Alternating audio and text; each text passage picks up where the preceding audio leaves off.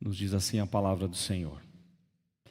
Como se foram multiplicando os homens na terra, e lhes nasceram filhas, vendo os filhos de Deus que as filhas dos homens eram formosas, tomaram para si mulheres, as que entre todas mais lhe agradaram.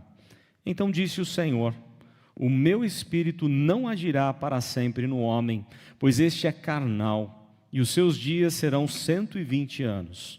Ora, naquele tempo havia gigantes na terra, e também depois, quando os filhos de Deus possuíram as filhas dos homens, as quais lhes deram filhos. Estes foram valentes, varões de renome na antiguidade. Viu o Senhor que a maldade do homem se havia multiplicado na terra, e que era continuamente mau todo o desígnio do seu coração. Então se arrependeu o Senhor de ter feito o homem na terra, e isso lhe pesou no coração. Disse o Senhor: farei desaparecer da face da terra o homem que criei, o homem e o animal, os répteis e as aves dos céus, porque me arrependo de os haver feito. Porém Noé achou graça diante do Senhor. Eis a história de Noé. Noé era homem justo e íntegro entre os seus contemporâneos. Noé andava com Deus, gerou 3 filhos, Sem, Cã e Jafé. Vamos orar mais uma vez.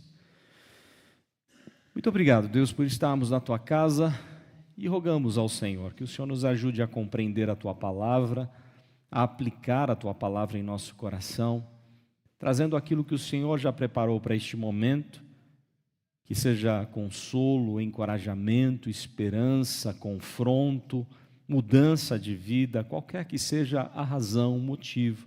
O Senhor sabe o que cada um precisa aqui.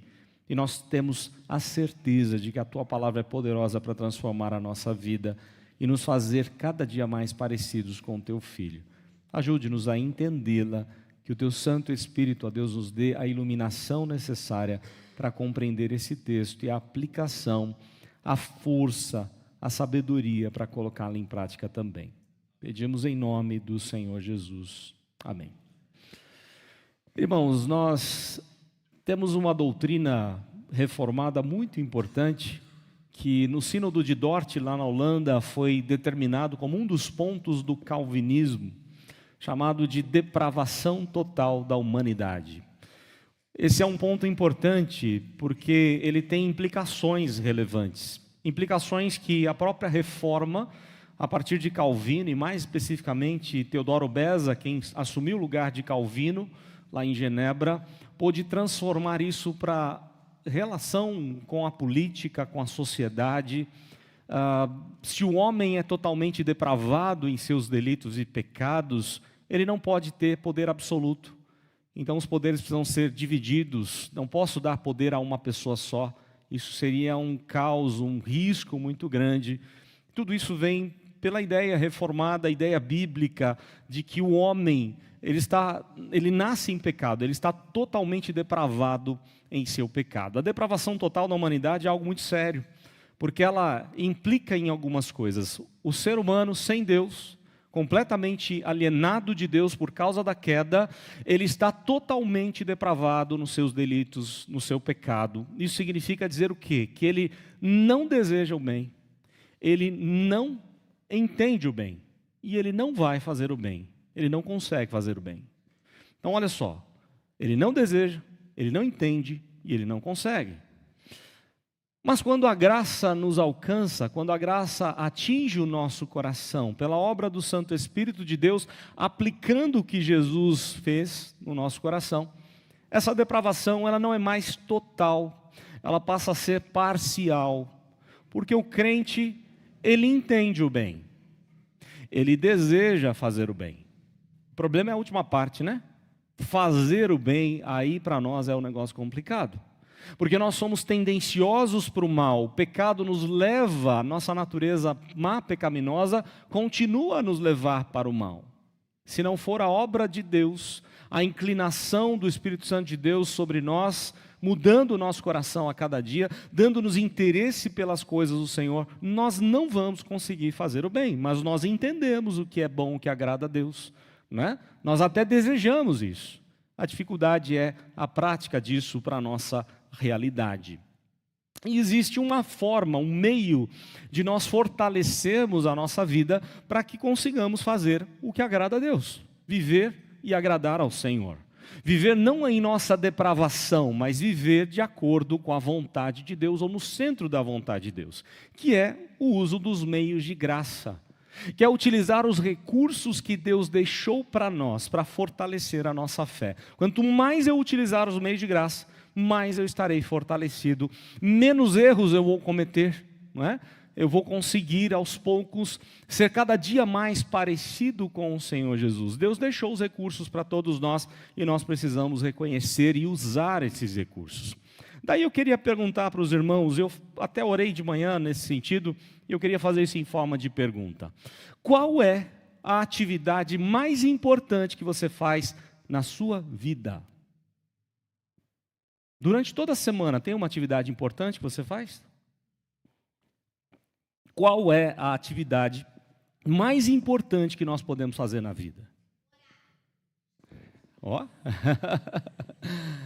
tem a ver com isso também. Mas tem algo que inclui a oração, como a Giovana acabou de falar. O culto ao Senhor, o ajuntamento do povo de Deus. Vem e sopra sobre nós, teu povo, como nós cantamos. Quando o povo de Deus está unido em ajuntamento, em louvor e adoração, não tem atividade mais importante que você possa fazer na sua vida. Nada é mais importante do que estar na presença do Senhor, na presença dos irmãos em Cristo. Nada é mais importante do que o derramar do Santo Espírito de Deus sobre o povo do Senhor. É isso que nós cremos, é isso, ou por isso que nós somos igreja, porque nós passaremos a eternidade juntos, na presença do Senhor, junto com todos aqueles que já partiram no Senhor, junto com todos aqueles que ainda hão de crer no Senhor.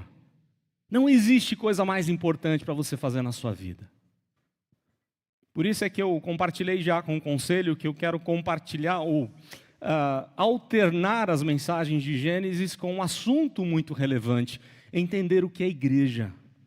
Nós precisamos compreender o que é igreja. Nós precisamos amar a igreja, não porque a igreja de São Caetano é perfeita, ela nunca será. Onde eu e você estivermos, não haverá perfeição. Mas porque Cristo amou a igreja, porque Cristo se entregou por ela. Eu amo a igreja porque ela é do Senhor, ela foi comprada por um alto preço, ela é o ajuntamento dos santos lavados pelo sangue perfeito do Senhor Jesus. O preço é muito alto, irmãos.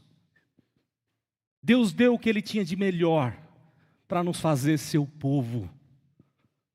Por isso Ele pede que nós o honremos. E nós acabamos de cantar, Senhor, honra, santifica esse momento. Irmãos, quando nós não entendemos o que é igreja, quando nós não entendemos o que é estar na presença de Deus e na presença do povo de Deus, junto com o povo de Deus em adoração, nós passamos a negligenciar a caminhada com o Senhor. E nós encontramos aqui nesse texto os sinais de uma sociedade sem Deus. Os sinais de uma sociedade que desprezou Deus. Os sinais de uma sociedade que tem marcas que desagradam ao Senhor. Não era esse o sinal que Deus havia prometido principalmente para a semente da mulher, para a semente do Messias. Deus havia separado algo especial para essa semente. Mas não é isso que nós vemos no texto, e infelizmente a humanidade foi se afastando de Deus, da intimidade com Deus. E aqui nós vemos então sinais de uma sociedade sem Deus, e eu queria compartilhar alguns desses sinais. Porque se você lembrar no contexto que nós vemos caminhando, ou estamos caminhando, desde a queda, quando Adão e Eva desprezaram a Deus, não decidiram acreditar em Deus, preferiram acreditar na mentira de Satanás, e tomaram daquele fruto proibido e caíram. Deus foi misericordioso e foi até eles, e Deus não os amaldiçoou. Deus tirou a maldição, diminuiu a maldição sobre eles. E Deus então vai até eles e dá uma promessa maravilhosa, dizendo que vai nascer da semente da mulher aquele que há de esmagar a cabeça da serpente. Todos os planos de Satanás serão desfeitos, destruídos por o filho da mulher que vai nascer. A primeira mensagem clara de Cristo, do Cristo que viria, ou do Messias que viria. E agora, a partir do capítulo 4, nós vamos ver duas linhagens, duas sementes. Uma semente de Satanás, a semente satânica da serpente ou de Satanás, e a semente da mulher. E como é o desenvolvimento dessa sociedade com essas duas sementes? Num primeiro momento, a semente de Satanás parece prevalecer. Na figura de Caim, no representante de Caim, parece que tudo andava bem para Satanás, e ele mata o seu próprio irmão, que de onde viria a linhagem do Messias? Ou seja, Satanás se dá por vitorioso, condenando a todos nós ao inferno, porque ele matou a semente do Messias. Ele matou o seu próprio irmão, Abel. Satanás coloca no coração de Caim o ódio pelo seu irmão, e ele vai e mata a semente da mulher. Irmãos, os descendentes de Caim, todos eles vivendo de uma forma errada, ruim, afastada do Senhor. Mas Deus foi misericordioso e Deus levanta uma outra linhagem, como nós vimos no sermão passado, a linhagem messiânica. Deus renova a sua promessa e envia Sete. E Sete agora é o novo representante messiânico, o novo representante de onde vai nascer um filho que vai esmagar a cabeça da serpente. Mas, irmãos, como Satanás, ele fica inquieto e ele quer destruir a igreja. Ele quer destruir os planos de Deus. Ele quer fazer com que o povo de Deus se afaste do Senhor. As estratégias de Satanás estão sempre prontas e ele vem com todas as suas armas para tentar nos destruir. O capítulo 6, então, no início aqui, vai mostrar como a sociedade caminha sem Deus. Quais as marcas dessa sociedade sem Deus? E a primeira marca é uma sociedade em degradação social. Uma degradação completa e social. Vejamos lá, verso 1. Como se foram multiplicando os homens na terra, eles nasceram filhas, vendo os filhos de Deus, que as filhas dos homens eram formosas, tomaram para si mulheres, as que entre todas mais lhe agradaram. Irmãos, esse texto ele é complicado, ele foi interpretado de diversas formas, tanto este verso quanto o verso de número 4, que havia gigantes na terra, foi interpretado com as mais mirabolantes interpretações que você pode imaginar. A que mais prevaleceu entre alguns meios foi que filhos de Deus tem a ver com anjos. Os anjos desceram e possuíram, intimamente uma mulher e tiveram filhos com essa mulher. Isso não tem base da palavra de Deus. Não tem base bíblica para defender isso. Aliás, parece que quando o Senhor Jesus está falando que os anjos são assexuados, eles não têm sexo, eles não se dão em casamento, parece que Jesus está querendo corrigir algum tipo de erro de interpretação judaica de alguns rabinos que defendiam essa tese, de que porventura poderia ter sido aqui um anjo que veio possuir as mulheres, e por isso nasceram gigantes na terra. Tem um monte de pastor falando essa bobagem, mas não tem como nós defendermos isso, porque não é esse o contexto do livro. O contexto está falando de duas sementes, está falando de pessoas, não de anjos.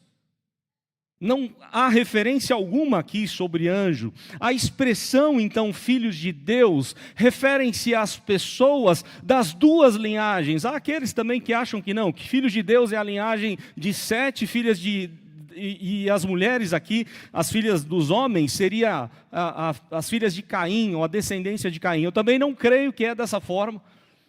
Eu creio que aqui o que o texto está falando é de uma mistura dessas duas sementes.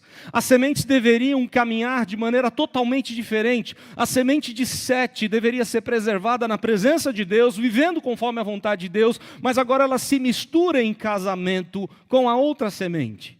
E aí eles começam a casar entre si, eles começam a se unir, e eles perdem o referencial de Deus, da vontade de Deus, ou de viver a vontade, ou no centro da vontade de Deus. Não, o texto vai dizer que os filhos de Deus, ou seja, os homens, pegaram as mulheres de outros povos, de vários povos, e viram que eram formosas, tomaram para si essas mulheres, as que mais lhe agradavam. Então, eles estão vivendo de maneira completamente em degradação social. Por quê? A consequência disso, vamos pular um pouquinho o verso 3, vamos para o verso 4. Ora, naquele tempo havia gigantes na terra, e também depois, quando os filhos de Deus possuíam as filhas dos homens, as quais lhe deram filhos, estes foram valentes, varões de renome na antiguidade. Gigantes aqui, a palavra hebraica para gigante tem a ver com caídos. Pode ser que eles eram fortes, pode ser que eles eram grandes. Nós sabemos que haviam gigantes quando os espias foram vigiar a terra. Nós vemos Davi lutando com os gigantes. Então poderia ser que eram homens fortes, poderosos nesse sentido. Mas não que eles eram filhos de anjos. Eles eram sim, ou estavam tentando forçar a barra de não querer o reinado de Deus para as suas vidas. Eles queriam ser os reis. Eles queriam ser acima de todas as coisas e acima de qualquer pessoa. E a ideia que o texto apresenta aqui no verso 4, que se eles encontrassem uma mulher que lhe agradasse os olhos, eles tomariam essa mulher, queira ela ou não, e mesmo que ela tivesse marido, mesmo que ela tivesse um pai que não desejassem, eles estavam prontos a matar essa pessoa e assumir ou possuir qualquer que seja a mulher. Momento de total degradação social, completa degradação porque se afastou do Senhor. Esse é o contexto. Aliás, a referência a Lameque, que teve lá suas 2 esposas, e só porque pisou no seu pé, ele mata um homem. Lembra disso? Essa referência, homens que acham que podem viver do que bem entendem, e que Deus não tem nada com a vida deles. Assim começou a crescer a humanidade, e as pessoas foram se casando com essas pessoas que odiavam a Deus. Pessoas que amavam a Deus, casando com pessoas que odiavam a Deus. E aí o mundo foi se perdendo cada vez mais em degradação social. Essa é uma das marcas da sociedade que onde nós nos encontramos. Aliás, é muito curioso isso. Nós estudamos com o pessoal aqui dos institutos, formandos do instituto. No semestre passado estudamos apologética e vimos os vários pensadores. A maioria dos pensadores modernos são ateus, não creem em Deus, acham que Deus está morto ou coisas do tipo, mas todos eles tinham uma característica. Eles entendiam que os valores cristãos eram importantes para a sociedade. Eles querem trabalhar com capital emprestado. Eles não creem em Deus, mas eles entendem aquilo que Deus ensina na palavra, aquilo que os crentes e a igreja ensina, é necessário para ter uma sociedade equilibrada e segura. Se tirar os valores, muitos teólogos, aliás, muitos filósofos ateus diziam isso, que se nós tirarmos os valores cristãos, a sociedade se acaba, ela começa a guerrear entre si. Esse é um ponto interessante, Eles não querem aceitar as coisas de Deus, mas naquilo que interessa eles querem. Aliás, essa é a marca de toda a Europa hoje, a marca de todos os Estados Unidos hoje. Quando você vai nas universidades americanas, fundadas a maioria por presbiterianos ou congregacionais ou batistas, todas as placas ali dizendo que era para educar filhos na palavra do Senhor. E hoje eles ensinam coisas erradas e ensinam a ser ateu. Mas estão bebendo daquilo que foram deixados pelos nossos pais. Foram deixados pelo Evangelho, pela reforma protestante. Querem trabalhar com aquilo que interessa. Aliás, toda a economia americana e europeia que seja boa, é porque o calvinismo penetrou nesses lugares e tornou aqueles países ricos como são. Mas hoje eles desprezam as ideias de Calvino, porque não interessa para eles a vida espiritual. Interessa o dinheiro que se tornou o ídolo deles. Então, irmãos, nós vemos hoje a sociedade agindo da mesma forma, uma sociedade em degradação, afastada completamente do padrão de Deus. Pessoas se degladiando, pessoas agindo com todo tipo de força, de violência, homens que eram valentes, varões na antiguidade, homens que faziam barbaridade na sociedade. E Deus fica indignado com esse cenário, com esse quadro. Então o texto vai dizer, uma das marcas aqui é a degradação social. A outra marca que o texto apresenta é a degradação espiritual dessa sociedade. Todas as esferas da vida estão influenciadas pelo pecado, pelo mal, quando essas sementes se juntam. Mas agora, a questão da espiritualidade é a que mais é nítido aos nossos olhos aqui, porque olha só o que diz o verso 2. Vendo os filhos de Deus que as filhas dos homens eram formosas, tomaram para si mulheres, as que entre todas mais lhe agradaram. Tem um verso parecido na Bíblia, que a gente já viu? Em Gênesis 3, quando o fruto é apresentado por Satanás ali, o que a mulher faz? Vendo que o fruto era agradável aos olhos, o que ela fez? Tomou para si e comeu e deu ao seu marido e ele comeu. Lembram disso? É o mesmo jeito, é a mesma estratégia que Satanás faz todo dia com a gente. Todo dia a gente cai em pecado do mesmo jeito.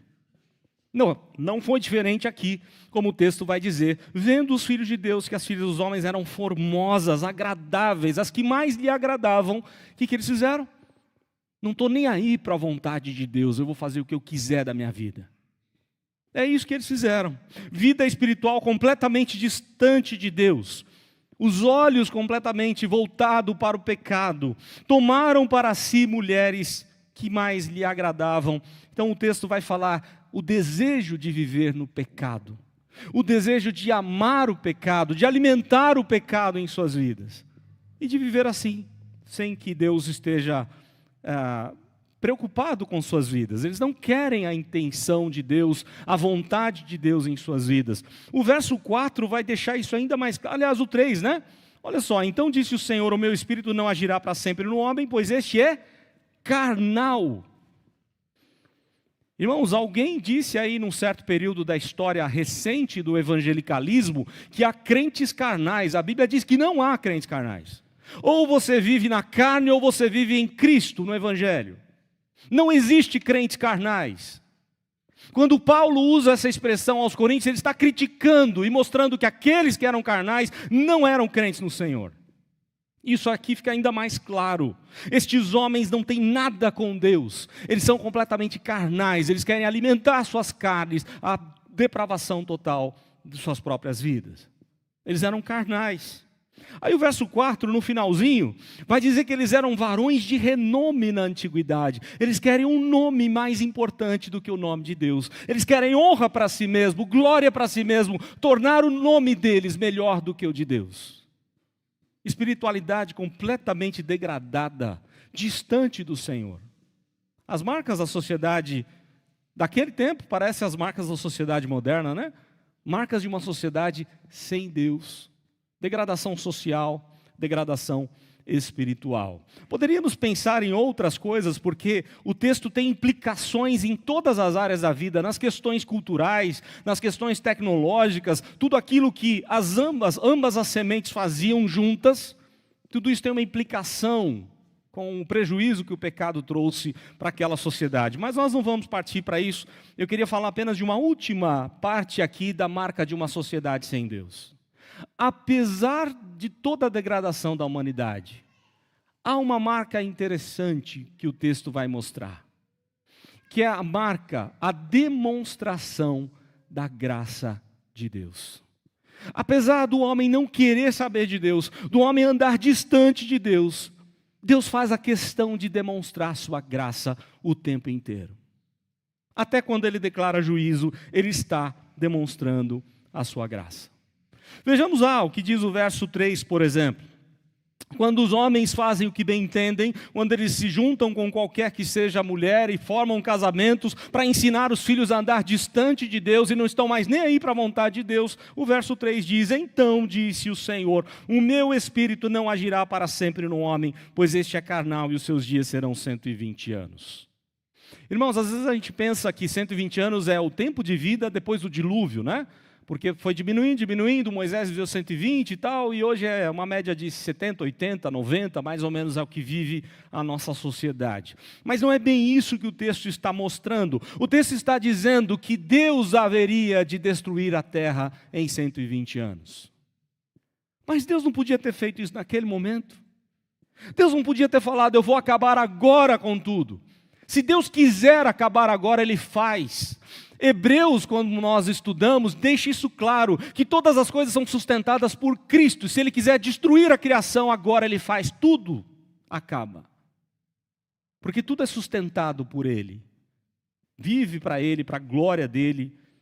E aqui, irmãos, o texto é claro ao dizer que apesar do homem ser tão distante, tão carnal, tão depravado no seu pecado, Deus ainda diz, em 120 anos eu vou destruir todas as coisas. A graça, a demonstração da graça de Deus está presente aqui no texto. O texto vai demonstrando a graça de Deus apesar de toda a maldade. Vejam lá o verso 5.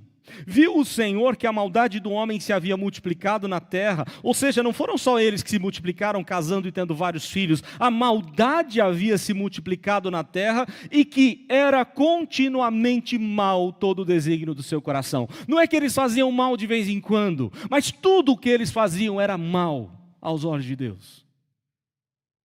O desejo era viver de maneira má. E Deus está ali, né?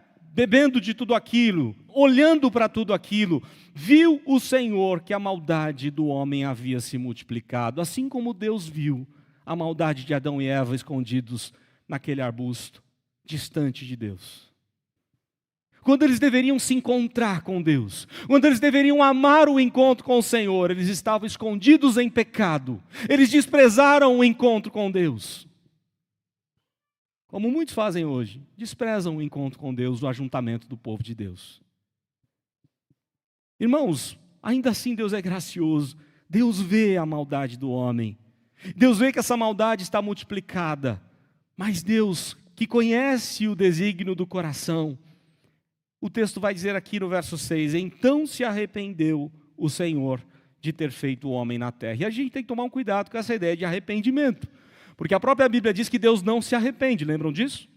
Deus não se arrepende, Deus não é homem para se arrepender. A expressão usada aqui, aliás, antes de falar a expressão usada, deixa eu falar aquilo que a Bíblia ensina sobre formas para nós entendermos alguma coisa. Né? Deus sabe da nossa limitação, da nossa pequena limitação para a compreensão das coisas e de quem Ele é. Então Ele se abaixa, Ele não se usurpou em ser igual a Deus, como Cristo fez, se encarnando. E antes da encarnação, Deus se rebaixa para o nosso nível, para a gente poder entender. Então, por exemplo, quando a Bíblia diz, a mão do Senhor sustentou o povo de Deus lá. Mas Deus tem mão? Tem ou não tem? Não tem, a não ser Cristo encarnado, né? A partir da encarnação de Cristo, a segunda pessoa da Trindade tem mão. Mas o Pai e o Espírito não têm. Deus é Espírito, Deus não tem mão. A boca de Deus falou. Mas Deus tem boca? Os olhos de Deus viu. Deus não tem olhos, né? Como nós temos, a não ser Cristo a partir da encarnação. A maneira de falar é que nós entendemos o que está acontecendo, para que nós entendamos o que está acontecendo. E, na verdade, a palavra usada aqui, então se arrependeu, traz a ideia de Deus ficou contristado. A expressão hebraica aqui é, Deus ficou muito triste com aquilo que ele viu. Deus se entristece. Nós somos a imagem e semelhança de Deus. Deus se entristece quando nós pecamos. Não entristeçais o Espírito de Deus. Lembra o que Paulo diz aos Efésios? Não entristeça o Espírito de Deus. Deus se entristece todas as vezes que nós abandonamos a Ele, todas as vezes que nós andamos na dureza do nosso coração, todas as vezes que nós não damos ouvidos à voz de Deus, que nós não olhamos para a lei do Senhor, que é perfeita e restaura a alma. Todas as vezes que nós não temos prazer na lei do Senhor, Deus se entristece, porque Ele sabe que vai dar ruim para nós. A lei, a palavra lei no hebraico, Torá, né? Significa instrução de um pai para que o filho seja bem-sucedido. Deus ficou triste com o que ele viu. Deus se arrependeu nesse sentido. Houve uma tristeza, uma dor tão grande no coração de Deus que ele teve que tomar uma atitude. Ele precisou agir. E o texto vai dizer no verso 6, então se arrependeu o Senhor de ter feito o homem na terra, e isso lhe pesou o coração, porque Deus se importa com o seu povo, porque Deus se importa com a linhagem messiânica, Deus decidiu dar um basta nisso. Até no juízo de Deus, a graça, a esperança. Disse o Senhor no verso 7, farei desaparecer da face da terra o homem que criei, o homem, o animal, os répteis e as aves dos céus, porque me arrependo de os haver feito. Porém, verso 8, Noé achou graça diante do Senhor. Cuidado para ler esse verso, de achar que Noé era o bonzinho da história. A Bíblia não aponta Noé como bonzinho. Aponta inclusive os erros de Noé, não é verdade? Então, na verdade, Noé encontrou graça diante de Deus. Noé é quem achou a graça de Deus. Coisa que outros homens não acharam na sua época. Noé achou graça diante do Senhor. Eis a história de Noé. Ele era um homem justo, íntegro entre os seus contemporâneos. Ele andava com Deus. e gerou 3 filhos, Sem, Cã e Jafé. Irmãos, não era um homem justo, que amava a lei do Senhor. A ideia de justo é que não se desvia da lei, anda retamente. Ele é um homem íntegro, inteiro para o Senhor, voltado para o Senhor. E ele andava com o Senhor. Assim como um dos seus descendentes, né? Aliás, ele é descendente aí de Enoque, que também andava com Deus e andou de maneira tão íntima que Deus decidiu levá-lo. Irmãos, o texto vai mostrar o tempo inteiro a graça do Senhor. Deus é gracioso com a humanidade caída. Deus é gracioso conosco, que mesmo conhecendo a verdade de Deus, pecamos, desonramos a Deus, nem sempre confiamos no Senhor. Deus é paciente conosco. E Deus derrama graça todos os dias da nossa vida. Por isso que Jeremias vai constatar: as misericórdias do Senhor são a causa de não sermos consumidos. Se eu e você estamos vivos hoje, não é porque nós somos membros da Igreja Presbiteriana do Brasil. É porque Deus foi gracioso, foi misericordioso. Porque Ele é totalmente santo. E Ele poderia destruir a nossa vida a hora que Ele quisesse. Mas Ele decidiu nos amar. E nos amou a tal ponto que deu Jesus para morrer no nosso lugar.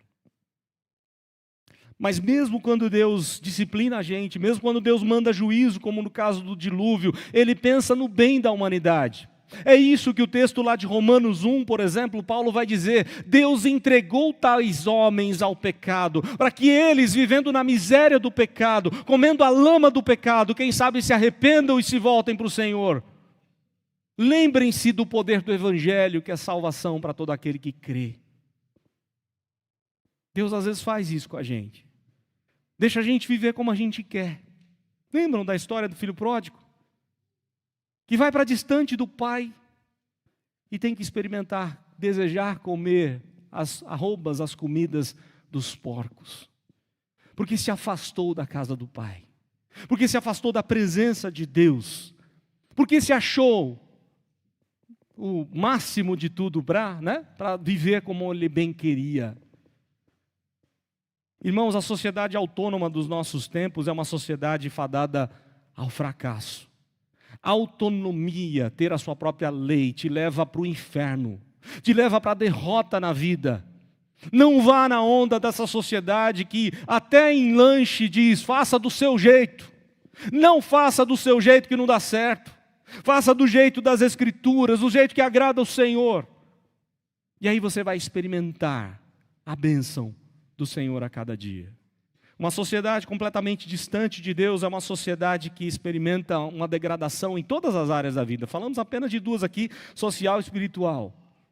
Mas podemos pensar em cultural, em tecnológica, em tantas e tantas outras áreas importantes da vida.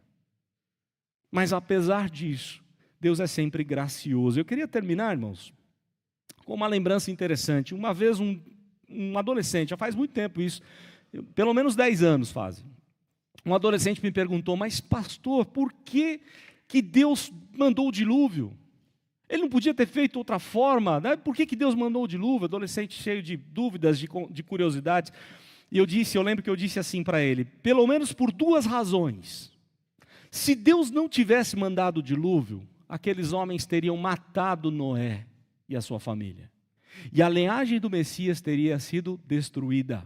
E nós estaríamos condenados. Deus preserva a vida de Noé e seus filhos, para que a linhagem do Messias continue. Essa foi uma das razões que é clara no relato bíblico. Mas eu disse outra razão para ele. Se Deus não tivesse mandado o dilúvio, até mesmo Noé iria se corromper. Não andaria mais na justiça do Senhor, porque a maldade crescia tanto. E Deus preserva Noé e tira ele de cena, e manda ele construir aquela arca, para que ele pudesse assim salvar a linhagem messiânica. Nós precisamos pensar nisso. Até mesmo os juízos de Deus derramam graça sobre a nossa vida. Mesmo quando diz não para nós, devemos entender que é bênção.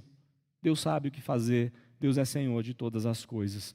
Que Deus nos ajude, que Deus nos ensine a amar mais a presença dEle, estar na presença dEle, na presença do povo de Deus, a não andar como essa sociedade anda. Que Deus nos ajude a caminhar cada dia mais perto do Senhor.